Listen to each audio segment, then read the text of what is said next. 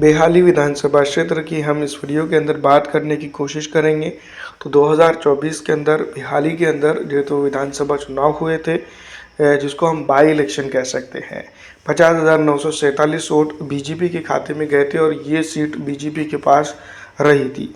वैसे vote sharing percentage में इससे पहले जो चुनाव हुए थे उसके अंदर से अगर देखा जाए तो कांग्रेस ने काफ़ी कुछ अच्छा किया। 41,896 वोट उनको यहाँ पर मिले।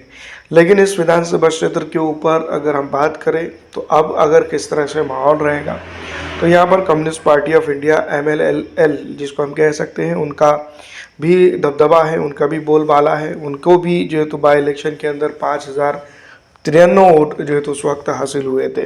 तो यहाँ पर हम ये भी बात ज़रूर समझ सकते हैं कि जो पिछड़ापन है और उसको अगर हम देखते हैं और समझते हैं तो इस इलाके की राजनीति के अंदर औपचारिक तौर पर और कई एक दिशा में जो है तो बदलाव आने की उम्मीद है। बेहाली विधानसभा क्षेत्र की अगर बात करें तो दिगांता घोटवाल जिसको यहाँ पर जीत दर्ज करने में कामयाब हुए हैं। और जिस तरह से इस इलाके की विकास की गति है और कई चीज़ें हैं, इस पर जो तो जनता के साथ साथ भारतीय राष्ट्रीय कांग्रेस पार्टी ने जो है तो विचार करना चाहिए।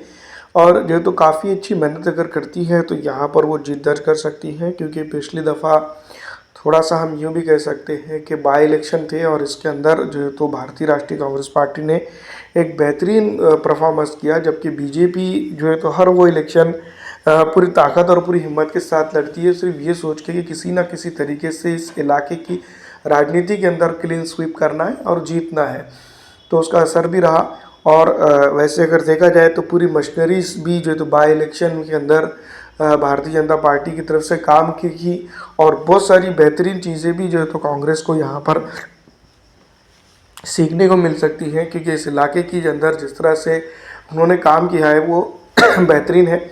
और अगर इसी तरह से काम करती है कांग्रेस तो ये भी जो तो कांग्रेस के लिए बेहतर होगा, क्योंकि जो मेहनत की गई है बाई इलेक्शन के अंदर वो इस बार बढ़नी चाहिए। और जनता जनार्दन तमाम तर चीज़ें जानती और समझती हैं, उसको भी ध्यान रखना चाहिए। आपको क्या लगता है दोस्तों, कमेंट करके ज़रूर बताइएगा। फिलहाल इस वीडियो में इतना ही। अगर अच्छी लगती है तो लाइक और ज़्यादा से ज़्यादा शेयर कर दीजिएगा।